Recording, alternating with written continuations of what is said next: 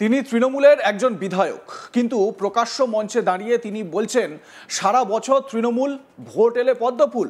SIR আবহে তৃণমূল বিধায়কের এই মন্তব্যে চাঞ্চল্য ছড়িয়েছে। যিনি এই মন্তব্য করেছেন তিনি নিজের দলের কর্মীদের বিরুদ্ধেই অভিযোগ তুলেছেন।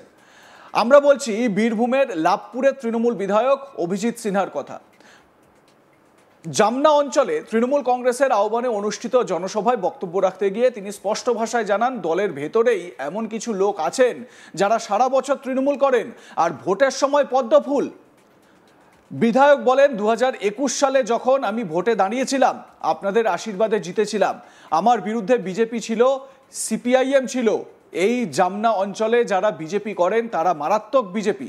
সারা বছর জোড়া ফুল আর ভোট এলে পদ্মফুল। মানুষের পাশে সারা বছর থাকেন না, ভোট এলেই বেরিয়ে পড়েন আর মানুষও তাদের দেখে ভোট দিয়ে দেন। এ এক অদ্ভুত অঞ্চল। নিজের দলের ভূমিকা নিয়েও অসন্তোষ প্রকাশ করেন তিনি। অভিজিৎ সিনহার বক্তব্য, দলের মধ্যেই কিছু লোক এমন আচরণ করেন যা দলের ভাবমূর্তিকে ক্ষতিগ্রস্ত করছে। যদিও তিনি দাবি করেন আগের পরিস্থিতির তুলনায় এখন অনেকটাই পরিবর্তন এসেছে, তবে দল বদলু মানসিকতা এখনো এলাকায় চ্যালেঞ্জ হয়ে আছে। বিধায়ক অভিজিৎ সিনহার কি বক্তব্য, মানে নিজের দলের বিরুদ্ধেই, দলের কোনো নেতা বা কর্মীদের বিরুদ্ধেই ক্ষোভ প্রকাশ করেছেন মঞ্চ থেকে, শুনুন। সারা বছর জোড়া ফুল আর ভোটের সময় পদ্ম ফুল। সারা বছর মানুষের পাশে নাই, ভোট এলে তারা বেরোয় আর তাদেরকে দেখে আবার এই অঞ্চলের কিছু মানুষ ভোটও দিয়ে দেয়।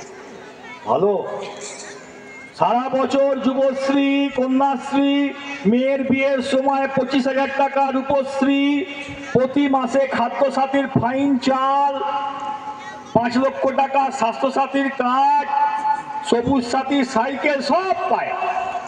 1, কন্যাশ্রী 2, কন্যাশ্রী 3, প্রত্যেকটা বুথে বুথে, বাড়িতে বাড়িতে আমাদের মুখ্যমন্ত্রী 94টা প্রকল্পের কিছু না কিছু আছে।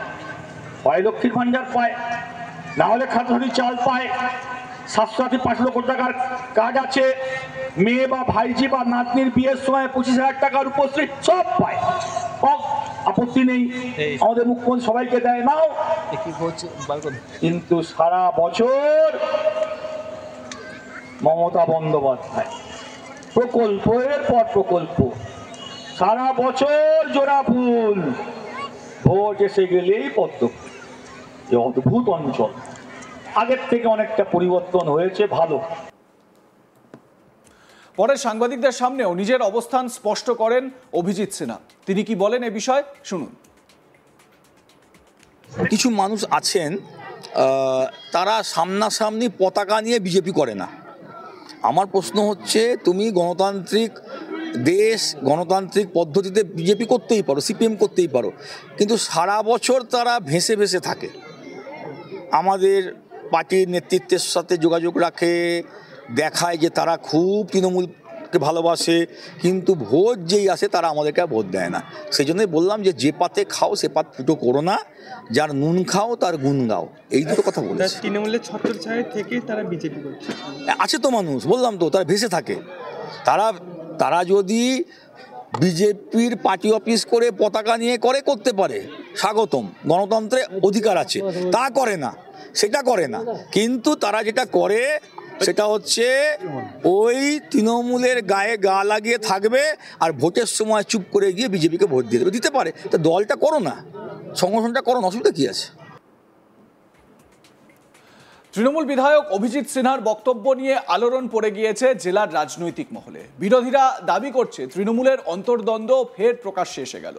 অন্যদিকে তৃণমূলের অনেকেই বিধায়কের এই মন্তব্যকে স্থানীয় সংগঠনের বাস্তব চিত্র বলে ব্যাখ্যা করেছেন। বিজেপি বোলপুর সাংগঠনিক সভাপতি শ্যামাপদ মণ্ডল বিধায়কের মন্তব্যে প্রতিক্রিয়া জানান যে, বিধায়ক অভিজিৎ সিনহা আগে নিজে ভাবুন, কাজল না কেষ্টর দিকে যাবেন। কি অভিযোগ করছেন বা কি বলতে চাইছেন বিজেপি নেতা, শোনাবো আপনাদের।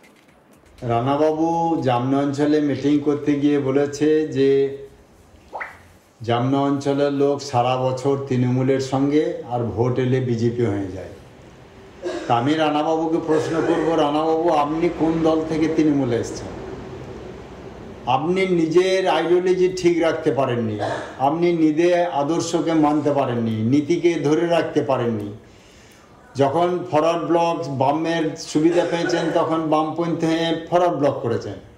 যখন দেখলেন যে বামেদের বাজার মন্দার দিকে বইছে তখন আপনি তৃণমূলে চলে এলেন, এখন তৃণমূলের আছেন। আবার তৃণমূলে যখন মন্দা বাজার তখন কোন দিকে যাবেন আপনি কোনো গ্যারান্টি দিতে পারবেন? অতএব জামনা অঞ্চলের মানুষ হচ্ছে সচেতনশীল মানুষ এবং তারা রাজনৈতিক সচেতন এবং কোন দিকে গেলে দেশ ভালো থাকবে, বাংলা ভালো থাকবে এটা ওনারা জানেন। সেই জন্যে ওনারা সঠিক সময়ে সঠিক সিদ্ধান্ত নেই। কিন্তু তৃণমূলের যদি কাঁটা উনি বলে থাকেন তাহলে ওনার দলে যারা বড় বড় লিডার, এখন তো সর্বজন বিদিত যে কেষ্টবাবু এবং কাজলবাবুর লড়াই গোষ্ঠী, রানাবাবু কোন গোষ্ঠীতে আছে সেটা রানাবাবু ভালো করে বুঝবে, ভালো করে জানবে। এই জন্য আমি বলবো যে 26-এর নির্বাচনে তৃণমূলের ঘরে ধূপধুনা দেখাবার কেউ থাকবে কিনা জানি না। সমস্ত লোক বাংলার স্বার্থে, দেশের স্বার্থে বিজেপির পদ্ম ফুলে ভোট দেবে এবং বিজেপিকে জেতাবে, এটা আমি চরম আশাবাদী। আর তৃণমূল যে নোংরাম রাজনীতি করছে, বোম বারুদ পিস্তল হিংসা। আমার সহকর্মী শান্তনু হাজরা এই বিষয়ে তার প্রতিবেদনে কি জানাচ্ছেন, আসুন শুনে নেওয়া যাক। লাভপুর বিধায়কের এক মন্তব্যের জেরে রাজনৈতিক পারদ এখন তুঙ্গে। বিজেপিও আক্রমণ করছে লাভপুর বিধায়ককে, অন্যদিকে বাম কংগ্রেসও পিছু পা হচ্ছে না। কি বলেছেন লাভপুর বিধায়ক অভিজিৎ সিংহ? লাভপুরে একটি জনসভা ছিল, তৃণমূলের কর্মী জনসভা, আর সেই কর্মীদের জনসভা থেকে মঞ্চ থেকে লাভপুর বিধায়ক অভিজিৎ সিংহ তিনি জানাচ্ছেন যে সারা বছর তৃণমূল ভোট আসলেই পদ্মফুল। তিনি বলছেন যে তৃণমূলের তরফ থেকে যে সকল উন্নয়ন রয়েছে সেই উন্নয়নে কিন্তু সারা বছর তারা ভোগ করছে এবং তারা যখনই ভোট আসছে তখন তারা বিজেপি পদ্মফুল হয়ে যাচ্ছে। এরকম আক্রমণাত্মক মঞ্চ থেকে তিনি করেছেন এবং এই নিয়েই কিন্তু রাজনৈতিক পারদ তুঙ্গে। ওনার এই মন্তব্যের জেরে ভারতীয় জনতা পার্টি বোলপুর সাংগঠনিক জেলা সভাপতি শ্যামাপদ মণ্ডল তিনি আবার স্পষ্ট বলছেন যে তৃণমূলের যে গোষ্ঠীকন্দল রয়েছে সেই গোষ্ঠীকন্দল তিনি প্রকাশ্য মঞ্চে বলছেন এবং তার যে নিচুতলার কর্মী রয়েছে সেই কর্মীদেরকে বিশ্বাস করছেন না এবং তাদেরকে কিন্তু কটাক্ষ বা আক্রমণ করছেন।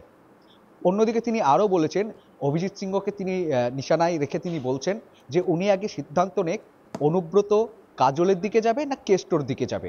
এই মন্তব্য কিন্তু বোলপুরের যে বিজেপি সভাপতি রয়েছে তিনি করেছেন। অন্যদিকে বীরভূম বাম নেতৃত্ব, কংগ্রেস নেতৃত্ব তারা বলছেন যে এই বিধায়ক ভুলে গেছেন তিনি কিন্তু মানুষের ভোটে নির্বাচিত হয়ে বিধায়ক হয়েছেন। উন্নয়নটা দল এবং সরকারকে উনি গুলিয়ে ফেলেন। সরকারের কাজই হচ্ছে মানুষকে পরিষেবা দেওয়ার জন্য, আর মানুষকে পরিষেবা দেওয়ার জায়গায় এরা কাটমানি মানি নিয়ে একেবারে জর্জরিত করে ফেলেছে। বারবার দেখবেন যে বীরভূমে উন্নয়ন দাঁড়িয়ে আছে, কোনো উন্নয়ন বীরভূমে কিন্তু নেই। এই মন্তব্য তিনি বামেদের তরফ থেকে উঠে আসছে। রীতিমতোই কেন বিধায়ক এই মন্তব্য করলেন তা নিয়ে কিন্তু রাজনৈতিক পারদ তুঙ্গে। বিরোধীরা যে তৃণমূলের গোষ্ঠীকন্দল রয়েছে সেই গোষ্ঠীকন্দল আনছেন, অন্যদিকে বামেদের একেবারে বলছেন যে সরকারের উচিত যে মানুষের পরিষেবা দেওয়া, তার জন্যই সরকারে তাদেরকে নির্বাচিত করেছে। অন্যদিকে বিধায়ক অভিজিৎ সিংহ তিনি কিন্তু স্পষ্ট জানাচ্ছেন যে এই সারা বছর তৃণমূল ভোট আসলেই পদ্মফুল। রীতিমতো এই নিয়ে কিন্তু বাকবিতণ্ডা শুরু হয়েছে, বীরভূমের রাজনৈতিক পারদ কিন্তু তুঙ্গে। লাইক কমেন্ট শেয়ার করতে ভুলবেন না। দেখতে থাকুন আজ তাক বাংলা। সাবস্ক্রাইব করুন আমাদের ইউটিউব চ্যানেলটি, বেল আইকন প্রেস করুন নোটিফিকেশন পেতে।